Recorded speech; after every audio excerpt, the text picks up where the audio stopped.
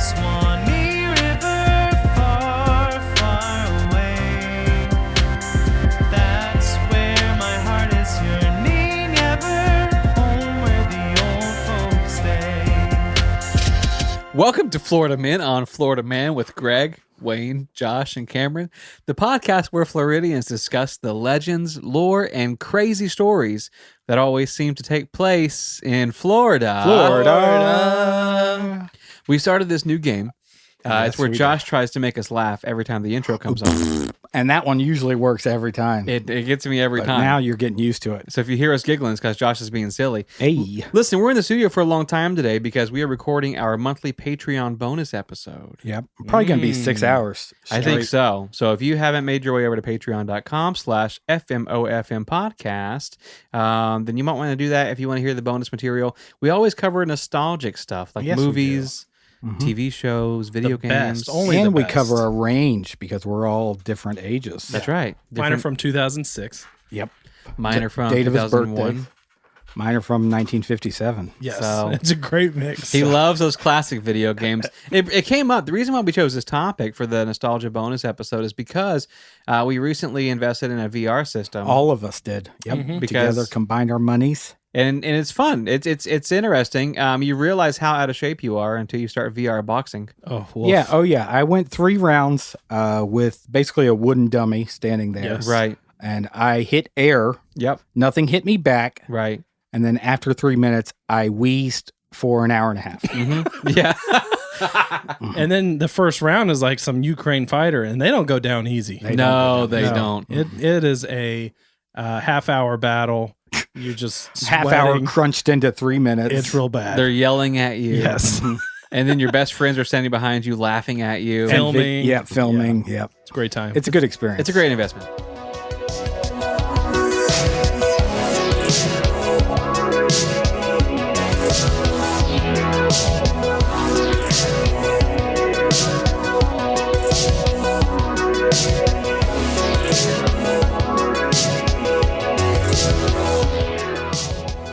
Okay, headlines. Get them while they're hot. I'll take some. Hot headlines. All right, hot headlines. We got the hot ones. I'm going to start off with a hot one. Okay. I'll take a hot one. 79-year-old Florida man, Yes, please. In his prime. hot, Hot. was arrested after firing a flare gun. Okay, at teenagers. That's the hot part. Then it's excused. At a man serving legal papers. Okay. Okay. So, So, what's the crime? so this couple, it was actually a couple, a 79-year-old man and 75-year-old woman, Okay. were both arrested after they shot a flare gun multiple times at a person that was just there to serve some legal papers. Right. I think the thing is that person delivering the papers, they want to know, hey, are you the guy? Right. And then he signaled Yes, with his it's flare me. gun. I'm the guy. I am the guy. I'm over Multiple here. times. Pew, pew. Yeah, but the bad part was he pointed it directly at the legal Old people paper are guy. weak. Like You know, every flare gun's like a single shell, so he took a lot of time. Yeah. to Reload. Exactly. Yeah. And I mean, honestly, like I feel like it'd be more. I'm surprised that it was a flare gun. Like, how many people have a flare gun in their house instead of a regular gun? And he shot it out at him? Yes. So, anyways, that's pretty awesome. this couple was not too happy about getting served these papers. Yep. They didn't even. The article doesn't even say what the papers were about. That Probably wasn't. Publishers Clearinghouse, probably. Yeah, they probably won the lottery. But the funny thing is, so it wasn't just the guy firing the flare gun. The woman, Carol, she tried to charge the victim. She's 75 years old. What She is charged happening? straight at him Tough. to knock him over. But I think she was the one that actually fell. The victim just I don't doubt that. The victim, I think, just stepped out of the way. Yeah. Hey, hola. What's it called?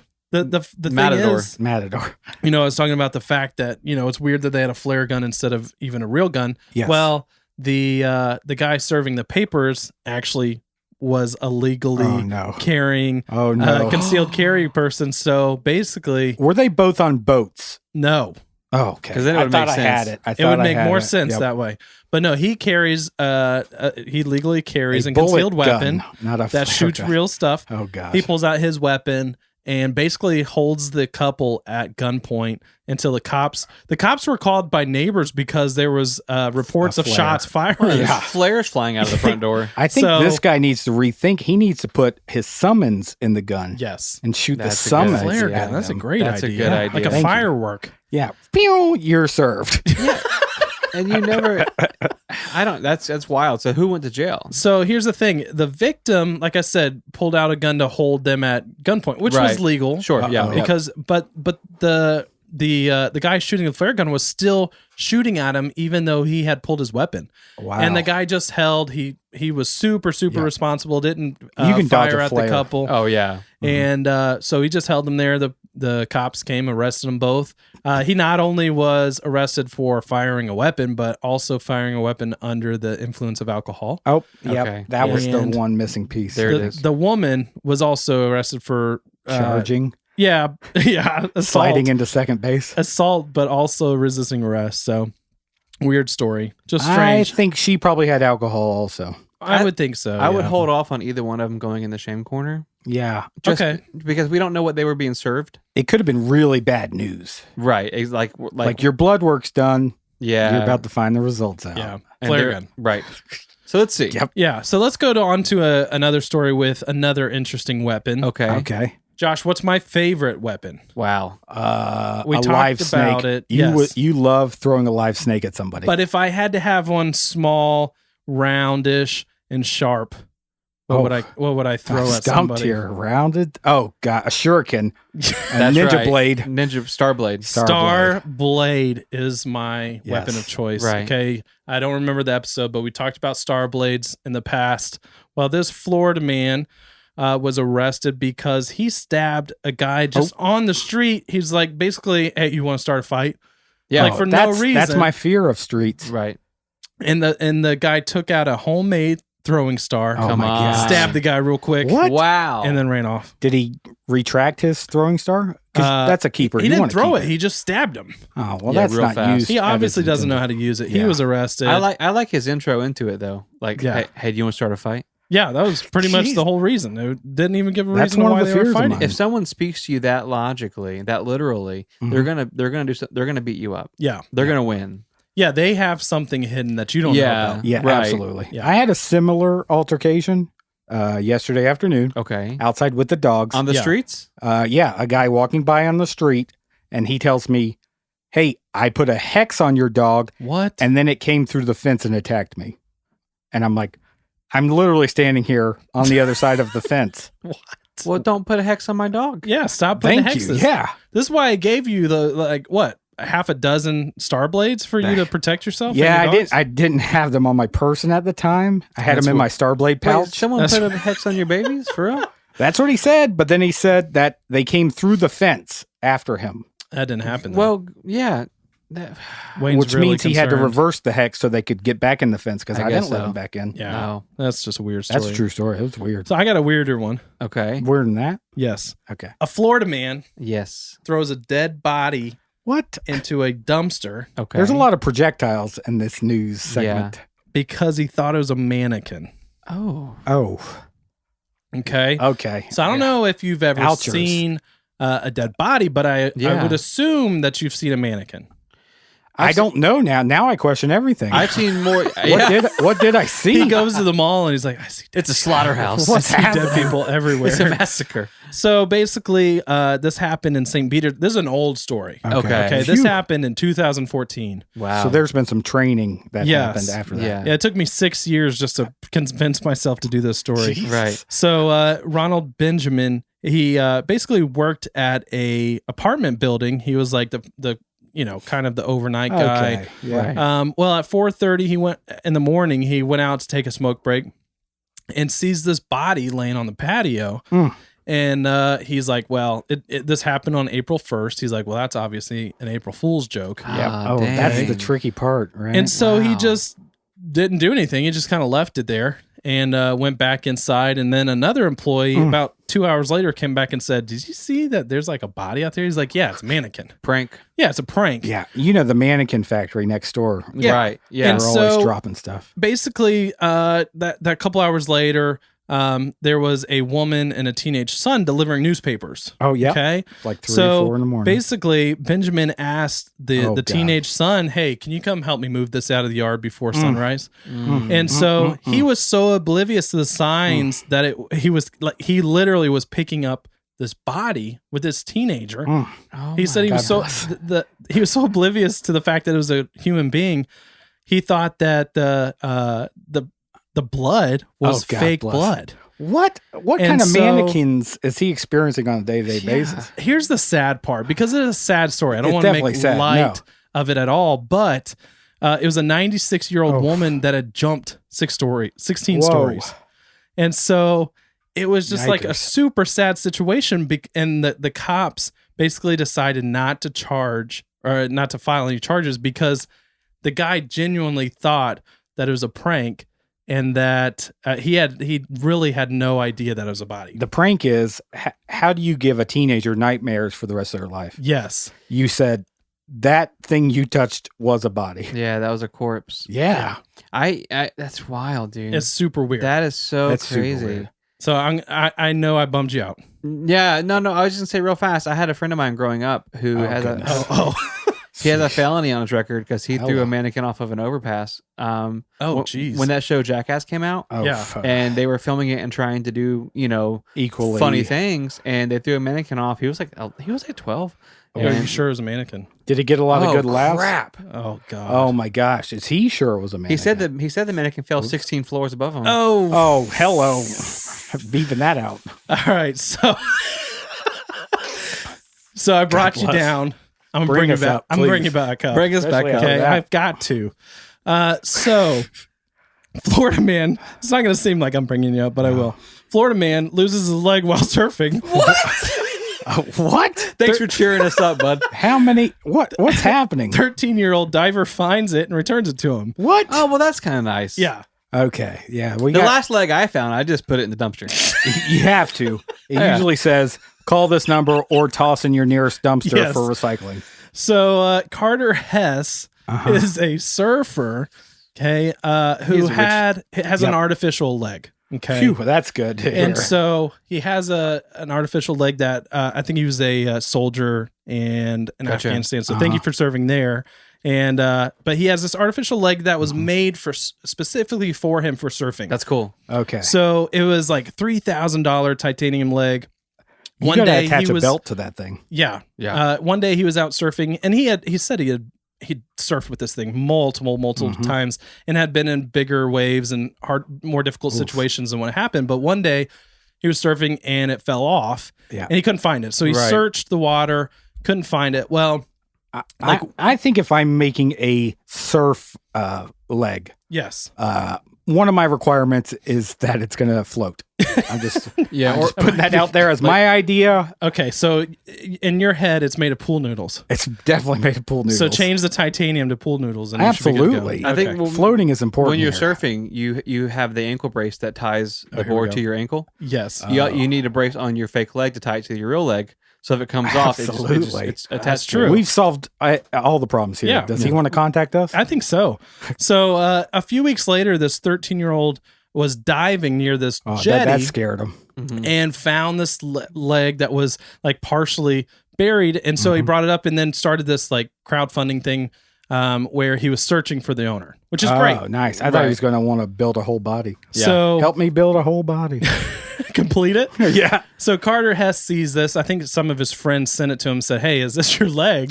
I mean, what are the odds? Yeah, what are the odds? Yeah. And so he Carter Hess ended up contacting this teenager and took him out to dinner. He That's got his leg incredible. back. Yeah, and so he was actually in the works for making a new one, but this is like a custom built one For sure. Super cool. But anyways, yeah, thank you to the teenager that He took him was- out. From what I hear, he took him out to Disney for turkey legs. Yes, I think so. I think he did.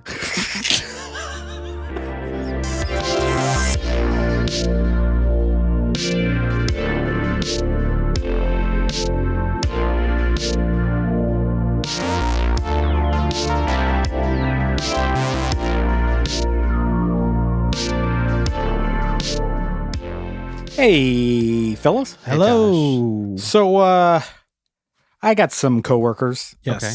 and I got a new one. Yeah. Oh, nice. And this new one, he's got some interesting quirks. He doesn't really use language. I mean, English is his first language. Right. Yes. But he doesn't really, I've noticed he doesn't really use it correctly. Okay. So, I would say the fact that you met him this week. Yep. You're already talking about how weird he is on your podcast. You guys are Absolutely. going to have a great relationship. I think so. Yeah. and I told him to super listen solid. to the podcast. Oh, woof. If Welcome. he Yeah, wanted to okay. be my friend. Welcome. We'll clean it up. So you know how when you're kind of up at a place and you're like, oh, might as well, when in Rome. Right. okay. I got you. Okay. Well, he doesn't exactly use that phrase. So we kind of had a spread of food and he was welcome to it. Right. And then he says, might as well remember the Alamo. And I'm like, so Okay. that one kind of threw me off. But he said that as in when in Rome. That's Kinda definitely, like, I might as well try this food. yeah. Oh yeah. Might as well try it. Everybody else will try What it. were you eating? Remember the Alamo? We had a spread Like of Panera. Tex-Mex? No, that's the weird thing. It's Okay. not even like a Tex-Mex food. So it wasn't a themed. No, not at all. But then I heard him. He said that next to me in the buffet line, Right. and then he was kind of lingering for dessert table. Oh, yeah. And then someone's like, "You can get dessert," and he's like, might as well remember the Alamo." And I'm like, "This guy, I don't think he knows what that means." No, definitely not. So that got me thinking. I've also used phrases incorrectly, That's embarrassing. Okay. and Yeah. not at the age that he is. Right. He's a grown man. Or the Yeah. level. Like that could be Yeah, disrespectful. that one's really remember the Yeah. Alamo because you really want to remember it. I've Right. seen David Crockett. You have? Right. Yeah. I didn't know they were related. I remember. Yeah. Oh, jeez. He was there. Okay, I don't know. Jim Bowie too? No. Oh, okay. So mine don't take place in the workplace, thank goodness. Okay. Mine actually take place in the Christian camp. Come that I on. went to. Nice. That was a fun experience. Yes. So there were some phrases there I picked up that apparently in the real world outside of church camp are not used the same. Okay. That makes sense. So these kids, these sheltered kids at church camp, used words and phrases incorrectly. Yes. Yep. So our first one we had our boys section, girls section, Right. Yeah. and we had our you had your best buddy, your boyfriend, Sure. Right. and then when we left summer camp, we traded phone numbers Yes. and we landlines though. landlines, Back when you were there. and what we called each other. Somehow the camp counselor passed this phrase along. Okay, y'all are friends with benefits. Oh no. Oh, okay. And that it doesn't make sense These were now. all boys at a Christian camp. Yeah, because you would be friends, but what are Yeah. the benefits? Sure. They Uh-huh. seem like, but I only said that for like a year after Christian summer camp, where I was like, yeah, I'm going to hang out with Billy. He's one of my best friends with benefits. Oh, Oh, okay. Yeah, because he would come over. I'd go over to his house. He would, borrow my Nintendo. yes. Benefits like that. Right. Okay. Like innocent. So like when you're at camp, Share your Lunchable. I was about to say at camp you're sharing lunch, you're sharing Yep. snacks, Friends and with benefits. the counselor's like, oh, these guys are friends with Okay. benefits. Yeah. TJ, he's just my acquaintance. Right. Yeah. Billy. He's never given you anything. Billy is my friends with benefits. I get you. Okay. But the worst one was like second to last day. Wait, when did you find out that it didn't mean what you thought it meant? It had to be, of course, my like older stepbrother had to call me out at like the dinner table. Okay. And he's like, in front of the family? yeah, he's like, friends with benefits. What are you doing with him? You guys making out? Yeah. And I'm like, You and what are you Billy- talking oh. about? We're switching lunches. Oh. What's that mean? And I tried to take it to like middle school, where I'm like, hey, we can be friends with benefits too. So I'm using it and spreading it also. You have Right. a bunch of friends with benefits. I have a lot of You have a them. lot of Not so them. many now, A lot Okay. of awkward sleepovers. but in middle You school. don't have I did. any right now. None right now. If anybody's listening. yeah. You want to swap lunches? So second to last day, they get us all in the room and we're playing. They had games, the whole time. Right. But this one was fun because they had taken powdered sugar and flour and molded it into a heart. So you and another person had a mold of a heart sitting Okay. in front of you. Right. And then there was a little strawberry candy and it was called Guardian Angel. Okay. And you were the candy and the heart was your guardian angel. Okay. And they All right. said, so you're going to take your opposite hand and you're going to each take a slice away from that powder, basically. Okay. And then when that mold breaks and that candy kind of falls in the middle of that powder, Right. The person it breaks on has to dig in it with their mouth and retrieve it. Like they're bobbing for apples, but it's in like a powder cake. Yeah, so I'm trying to picture it. It is strange. it is strange, Yeah. but you start cutting away and it just kind of collapses because So it's just you flour do you and powdered want sugar. you want the candy? I don't know because now it's covered in flour. I didn't true. have it. Okay, but it's just a Right. game. Yeah, it's just a game. Jeez, man, I don't know. I'm trying to get this benefit. So I don't even know who else paired up with. I think Silas was his name. Right. Yes. So Cyrus, Silas or Cyrus? he went back and forth. He's friend with benefits. So Cyrus, it falls, and he's like, "Oh man!" And he sticks his face in it, Yeah. and he retrieves the candy, and then his whole face is covered with flour and sugar. Right. Okay. And of course, the counselor's like, "Okay, lucky you. You see, when you cut away, you're going to live your life, and you're going to cut away at this guardian angel." But the guardian angel's still there. You have angel dust on you. Oh, no. Yeah, Like the guardian angel goes with you. yeah, the guardian angel, no matter how much you may cut away with your, ventures in the world, the guardian angel's still there, and you'll always remember because you have angel dust on your face Oh, and on your nose. my God. So we go out to Walmart that night, and I'm like, Cyrus, you still got angel dust on your nose. And then I just see like heads turn. I'm like, they must have played the game too. Yeah, Yeah. they know what it is. They just see it. You just see like a bus pull up with some privileged white kids. Yep. Just talking about angel dust and friends of benefits. And they're just like, what is going on at the camp down the road? We're So- saved though. Everybody. Yeah, We're well, saved. yeah, we think so. So I, the ride home from camp, parents are like, how'd it go? And I'm like, yeah, it's cool. Angel dust, friends with benefits. Right. The works. This camp is pretty cool. I think I got saved. I don't know because I didn't say it out loud. I'm still uncertain about my, eternal Yes. life. So your parents sent you back never again? Never again. Yeah, I love it.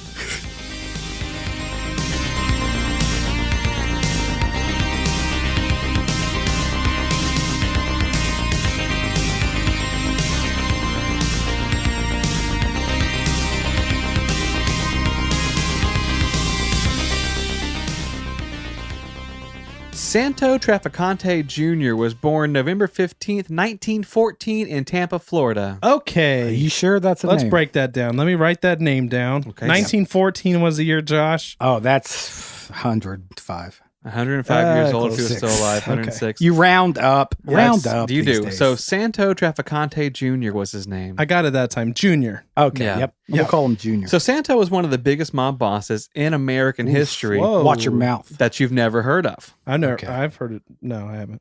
So back when organized crime was running rampant, you had three major hotspots in the U.S. And so these areas, they weren't like isolated to these cities, but regionally, that's how the feds would refer to them. So you had Chicago, Mm-hmm. you had New York, Yeah. and oddly enough, Tampa. Okay. Oh, that wasn't going to be. No. I wasn't expecting that one. Yeah. So Florida, basically, Wichita Springs is what I was going to say. that's what he was thinking Yes. of. Boise. Tampa was kind of the hub for criminal activity, but the issue is Hollywood doesn't make movies about Tampa crime families. Okay. You know what yeah. I mean? Like you Yeah. got Chicago, New York; those are easier targets. So basically, that's where we come in. We're big supporters of all things Florida, including Yes, the we Florida are. mob, Uh huh. Oh yeah, we support them. and yes. we've always said And that. they support us. check out their Patreon. Florida Mafia. So to understand why Santo Trafficante Jr. was so significant, we kind of need to take a step back and look at the origins of the Tampa mob scene. Okay, Right? let's do Okay. it. So this is an origin Yeah, story yeah, here. Yes. Okay. So Tampa's underworld started when a man named Charlie Wall came on the scene. Whew, Okay. Much easier. Okay. I'll remember that one. In the 1920s, Charlie controlled most of the gambling rackets and the governing officials in the area. So he kind of had these guys bought and paid for. That's how to do it. Typical mob stuff, right? Charlie had a base of operations that was known as Ybor City, Oh, okay. Heard of that. Yeah. which is odd because, now Ybor is like a bunch of dance clubs and music venues, really cool historic area. But back then, that was his kind of mob boss headquarters. That's why he Okay. named it. Yeah. The name kind of stuck, and whatnot. Okay. So Charlie Wall only had one real competition, and it was a man named Ignacio Antinori. Oh, he sounds Italian. Ignacio. Cameron, could you pronounce that for me? Ignacio Cattori. Antinori. It's yeah, that's what I Antinori. Yeah, Close that's enough. what you said. So That's what I said. Yeah. Ignacio Antinori was important because he was the first gang leader to organize his members strictly by race. Oh, so okay. he's an Italian. He Uh-huh. goes, you got to be an Italian to be in this gang. Wow. We're not doing a hodgepodge operation Or here. speak Italian. Well, basically, Cam's in. I'd be in. in fact, Ignacio Antinori and the Antinori gang was the first Italian gang in Florida. They were like Wow. the first kind of original OG Italian mob. We's the Antinori gang. Right, exactly. That's how they. Yep, that was the secret. That was the introduction. Yeah. So Ignacio was a drug kingpin. He was born and raised in Italy. He migrated to Florida. Oof. And so the style of crime between these two men were very different because Charlie Hall, like he owned, I'm talking Charlie Wall, owned gambling rooms and he made a lot of money that way buying off officials. Whereas Ignacio Antinori was the violent shoot you in the street type. Oh yeah. Yeah. So these are two separate type of operations here. Starblade type. Exactly. They'll probably get along perfectly. Yeah. So the Charlie Wall gang versus the Antinori family was the main conflict in Tampa for 10 years. In fact, it was so brutal that decade became known as the Era of Blood. Oh, jeez. Okay. Right. So, Era of blood. so while this feud is taking up all the attention of everyone in Central Florida, there was a smaller Italian crime family who was kind of sneakily organizing and working their way into the scene. And it was led by a man named Santo Trafficante Sr. Oh. Whoa, wow. So he's the dad of our story Okay. topic, right? He's That's how sneaking his you do way it. into this and kind of Old slowly Papa. buying up stuff, Yeah. right?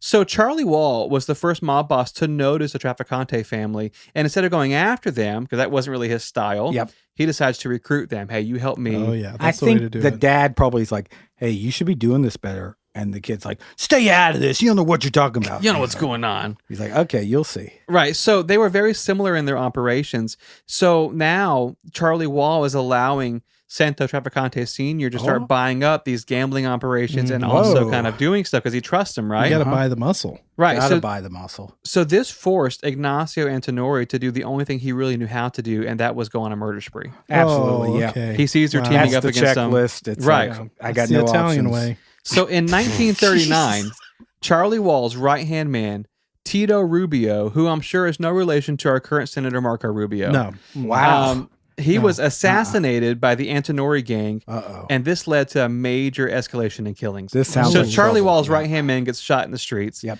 And next thing you know, he's like, we're about to shed some blood. Ooh, Like, yeah. this is what's Streets going down, too. right? Let's bleed. It was estimated that an average of 3 people a day were being shot and killed in and around downtown Tampa in the entire year of 1940. What? So 3 people yeah, a day. That's a lot of them were confused with mannequins. And that adds up too. It does 3 add people up. a day Yeah. for a year. You're going to get Yeah. groceries, and it's just like it does. Yeah. It has to. in the It has to distance, add up. you hear Ignacio, and then just And then bang, bang, bang, bang. gunfire. So the violence culminated when Ignacio Antinori himself was killed with a sawed-off shotgun Oh, gosh. in his front yard on October 23rd, 1940. Oh wow. You don't go get the paper. I've always said that. No. Right.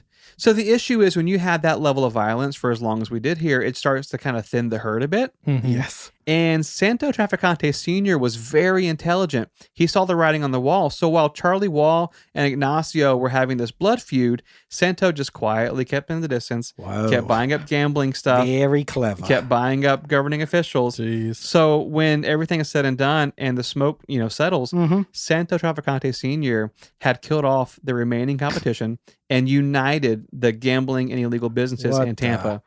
So he was basically the last man standing, the most Unreal. powerful crime boss in Tampa at So the you time. got 2 weak gangs now. Yes. After the era of blood. Right. And now this He unites them. Phoenix. Santo Sr. now controls everything in Tampa. I mean, I love him. yeah. I'm on his team. He now. sounds like a good behind him. dude. Yeah. Yeah. So basically, he starts including his son, Santo Trafficante Jr., our Yes. subject tonight, in the day-to-day operations. Kind of a Godfather thing here. Oh Yeah. yeah. He's telling his son, like, I'm training you from a very young age. I want you to know how to run this city. Yeah. So, I'm not a big fan of nepotism, though. No. right. But Junior grows up. This is his life. He grows up the son of a very powerful mob boss. Okay. So he's known from a young age, this is all I'm ever going to do. I'm He's going to be cocky. running things. You know right. he's arrogant. So what's interesting about the Trafficante family is they didn't want to be heard of, right? Because the issue with a lot of mobsters is they want the attention. right? But this family could care less. They were happy kind of staying in the background, controlling things. As long as they were killing people and making money, they were good. I They know. were good. That's Remember what, the that's what they Alamo. wanted to do. So Santo Traficante Jr., he tells his father that the next obvious step in their industry was to slowly begin opening operations in Cuba. Okay. He feels like that's going to better kind of cover their tail. It's a risky move. They can start doing stuff there. I like that they're like, we could spread out in the state or go to a different country. Well, Yes. I think that because it's so close to Florida, they're like, we hop on a plane, we own planes. We fly half an hour. Yeah. We do own planes. We get around the American laws. So that's what they decided to do. So Santo Jr., Goodness. he leaves for Havana and spends a year on the island opening up like mob ran casinos and gambling centers. Wow. Oof, So the profits from these operations were making the Traficante family basically invincible. Anyone that even badmouthed them was executed in the streets in broad daylight in front of people. They were literally fearless. Like they would just walk through the streets and be like, "I'll shoot you in the face." Like, what are you going to do? yeah, I meant That's like that guy with Starblade. He's like, you want to fight? Yeah, do you want to What are start you a gonna fight? he was probably affiliated, bro. Probably.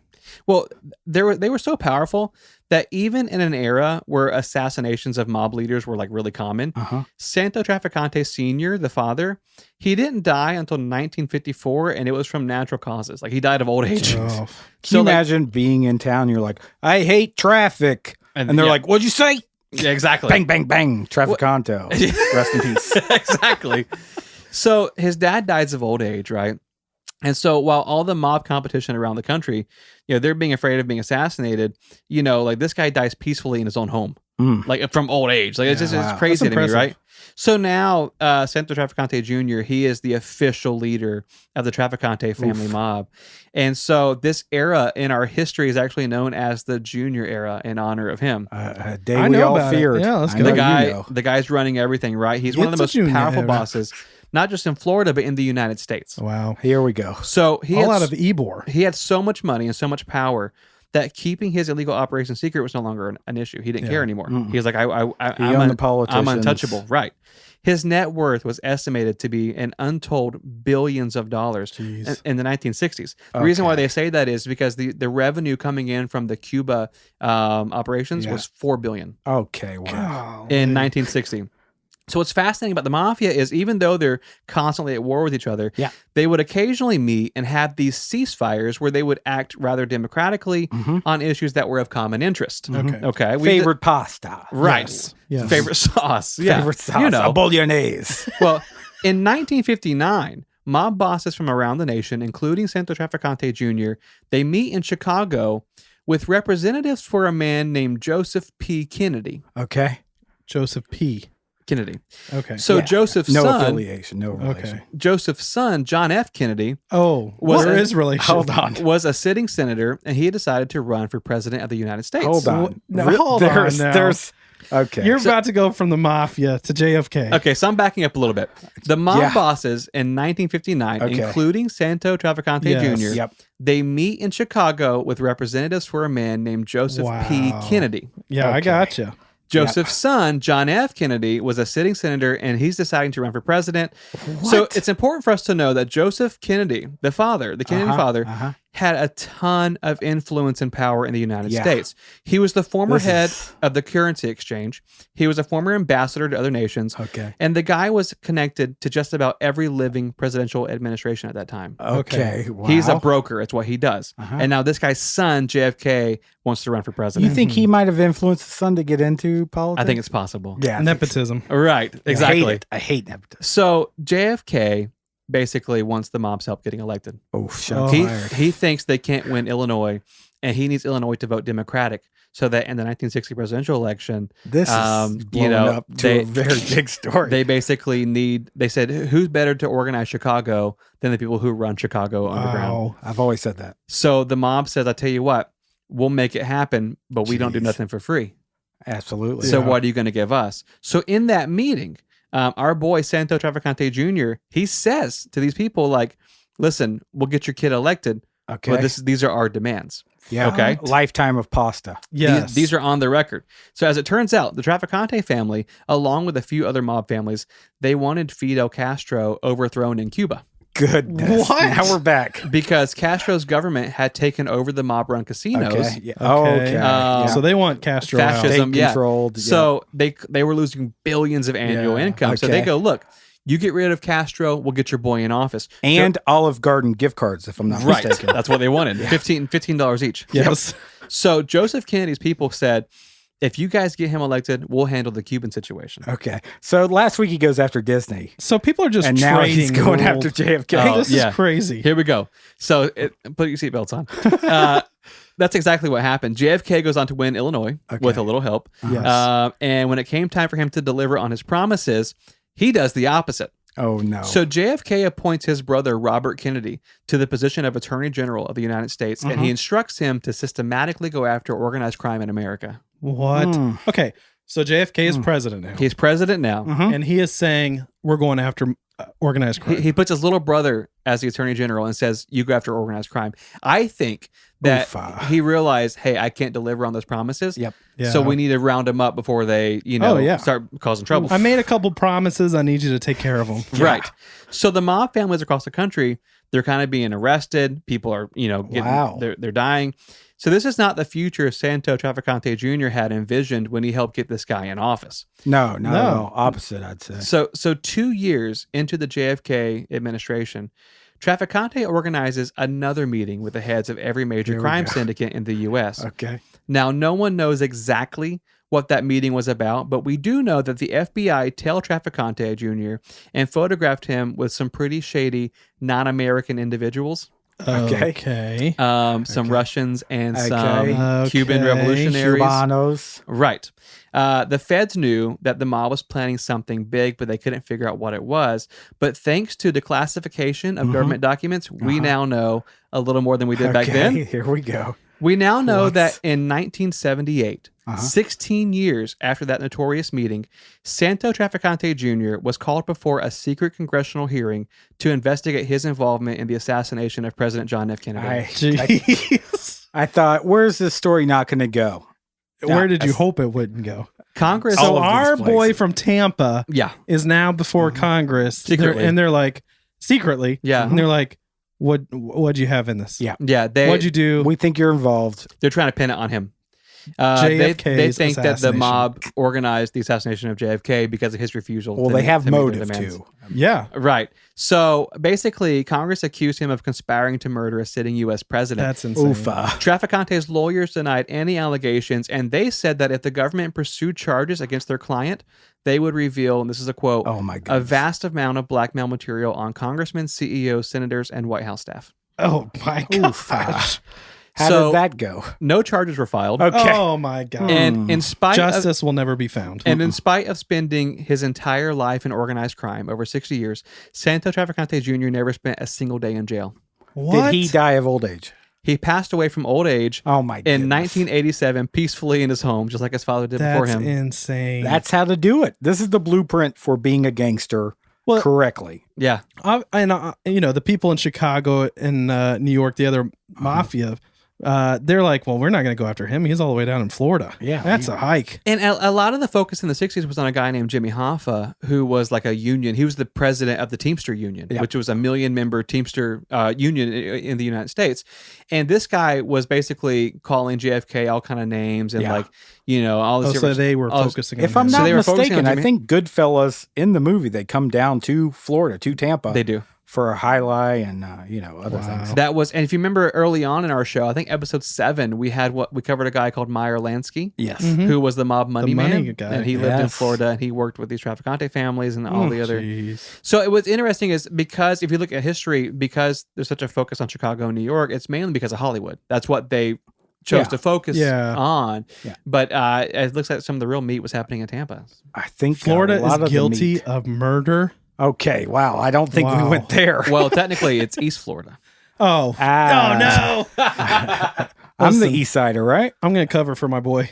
Oh, come on. He let's didn't go. do it. He wasn't guilty at all. I think it's been a fun week. Oh, it's been fun. I'm It's been kinda interesting just- for sure. Yeah. Sitting paralyzed at this news. Listen, we Yes. are live streaming right now. It's a Saturday. It's an odd day, but we are live streaming. Hello to our live streamers. Hello. Hello. I think one of our live streamers is from Chicago. So Oh, wonder come if he on. knows what went down in this. Maybe Okay, some maybe he's connections connected. there. Love that. That's But- why he always wears that Dick Tracy outfit. Yeah. If you want to see us and hang out with us on the live stream or hear the bonus episodes, behind the scenes stuff in general, FMOFM podcast at patreon.com. Sometimes we play Truth or Dare with the live streamers. Friends of Benefits.